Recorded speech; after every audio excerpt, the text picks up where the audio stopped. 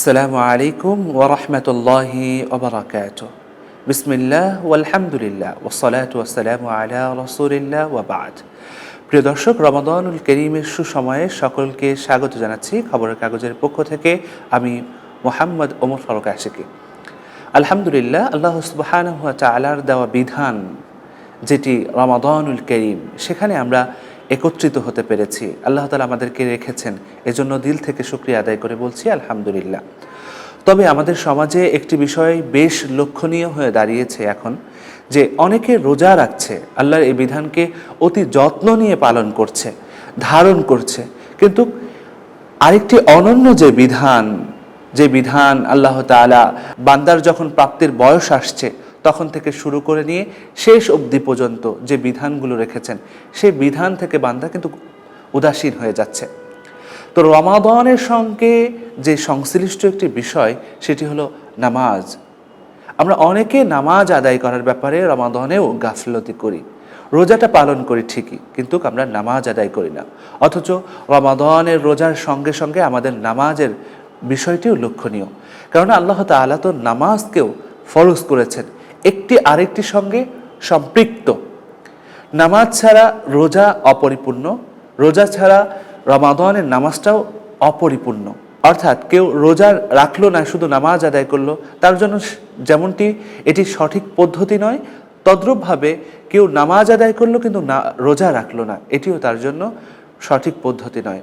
বরং পরিপূর্ণ নামাজ এবং রোজা যদি আমরা রাখতে চাই, তাহলে উভয়টি সঠিকভাবে আদায় করতে হবে। প্রিয় ভাই ও বোনেরা, আমাদের মাথায় রাখতে হবে, ঈমানের সবচেয়ে গুরুত্বপূর্ণ প্রকাশের একটি মাধ্যম হলো নামাজ। আপনি যদি নামাজ না পড়ি, তাহলে আমাদের এই রোজাটা কখনো পরিপূর্ণ মাত্রায় আল্লাহ তাআলার কাছে বারাকা নিয়ে আসবে না। কেননা আল্লাহ তাআলার কাছে পরিপূর্ণ মাত্রায় বারাকা পেতে হলে, এই রমজানের হুকুকগুলো সুন্দরভাবে আদায় করতে হলে আমাদেরকে অবশ্যই নামাজ আদায় করতে হবে। নামাজ এবং রোজা উভয়টি সুন্দরভাবে আদায় করতে হবে, তা না হলে আমাদের এই নামাজ, আমাদের এই রোজা অপরিপূর্ণ থেকে যাবে। কারণ আল্লাহ তাআলা নামাজকে নির্দিষ্ট সময়ের জন্য নির্ধারণ করেছেন এবং এই সময়ের মধ্যেই এই নামাজ আদায় করা। অনেকে রোজা রাখে কিন্তু আবার তারাবির নামাজ পড়ে না, ফরজ নামাজ পড়লেও তারাবির নামাজ ঠিকমতো আদায় করে না। রমাদানের শুদ্ধতা, রমাদানের বারাকা এবং রমাদানের যে আত্মশুদ্ধি যে বিষয়টি রয়েছে, সেটি তারাবির নামাজের মাধ্যমে আদায় হয়ে থাকে।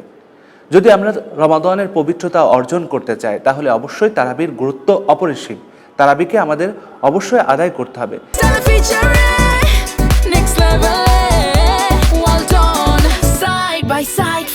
হাদিস আল্লাহ নবী সাল্লাল্লাহু আলাইহি ওয়াসাল্লাম বলেছেন, যে ব্যক্তি রমাদানের রোজা রাখলো এবং কিয়ামুল লাইল করলো, অর্থাৎ তারাবির নামাজ আদায় করলো, গুফিরাল্লাহু মা তাকাদ্দামা যামবি, আল্লাহ তাআলা তার গুনাহকে মাফ করে দিবেন, তাকে পবিত্র করে দিবেন।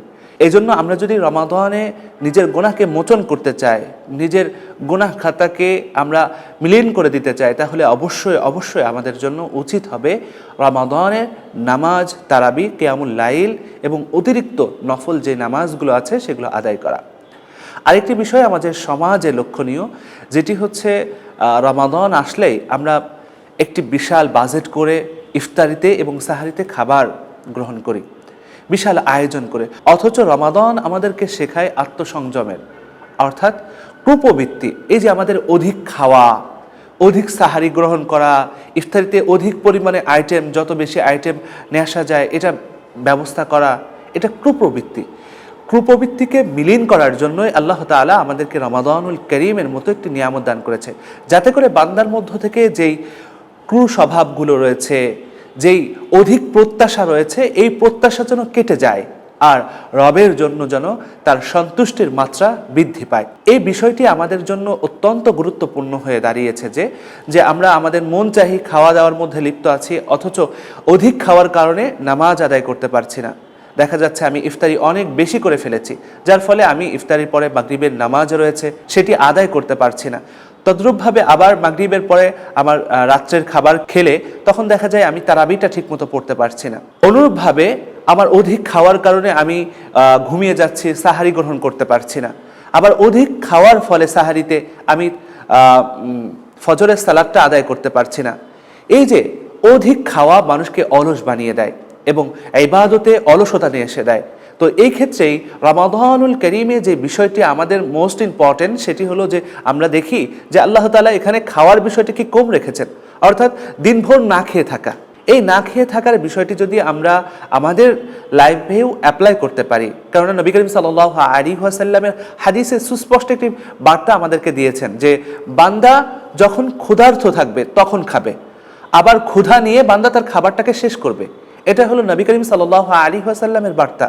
আর আমরা ক্ষুধা পেটে নেই, তারপরেও পর্যাপ্ত পরিমাণ খাওয়ার ট্রাই করি। আমাদের এই মনোপ্রবৃত্তি, আমাদের মনচাহি খাবার, এটি আমাদেরকে অলস বানিয়ে দেয়। তাই প্রিয় ভাই ও বোনেরা, আপনাদের কাছে একটি বিষয় রাখতে চাই, আমরা যেন এই বিষয়টি লক্ষ্য রাখি। কমপক্ষে রমাদানুল কারীম থেকে এইটি আমরা শিক্ষা নিই, কেননা কম খেলে নিজে সুস্থ থাকা যায়, নিজে ভালো থাকা যায়, এবং সেক্ষেত্রে আমাদের স্নায়ু ভালো থাকে, আমাদের হৃৎপিণ্ড ভালো থাকে, আমাদের হার্ট ভালো থাকে, সব কিছু কিন্তু আমাদের জন্য একটি ভালো পয়েন্ট। এই ব্যাপারে কিন্তু হার্ভার্ড বিশ্ববিদ্যালয়ের একজন প্রফেসর বলেছেন যে নবী করিম সাল্লাল্লাহু আলাইহি ওয়াসাল্লাম যে বার্তাটা নিয়ে আসছেন রমাদান অর্থাৎ রোজা রাখা, আল্লাহ তাআলা যদি ইসলাম ধর্মে এই রোজা দিয়ে আর কোনো বিধান না দিত তাহলে এটি তাদের জন্য যথেষ্ট হতো, এটি তাদের জন্য সবচেয়ে গুরুত্বপূর্ণ একটি বিধান হতো। এই তথ্য থেকে একটি বিষয় স্পষ্ট হয়ে যায় যে আমাদের এই রমাদান অত্যন্ত গুরুত্বপূর্ণ একটি বিষয়, এই রমাদান অত্যন্ত নিয়ামতপূর্ণ একটি বিষয়। তাই এই রমাদানে আমরা যেন অবশ্যই এগুলো লক্ষ্য রাখি, তাহলে ইনশাআল্লাহ আমাদের রমাদান হবে বরকতময়, আমাদের রমাদান হবে শিক্ষাময়। আল্লাহ তাআলা আমাদের প্রত্যেককে এই বিষয়টি লক্ষ্য রাখার তৌফিক দান করুন এবং রমাদানে পরিপূর্ণভাবে আল্লাহর সন্তুষ্টি অর্জন করার তৌফিক দান করুন। আমিন। আখির দাওয়ানা আনিল হামদুলিল্লাহি রাব্বিল আলামিন। খবরের কাগজ, নিখাত, নির্ভীক, নিরপেক্ষ।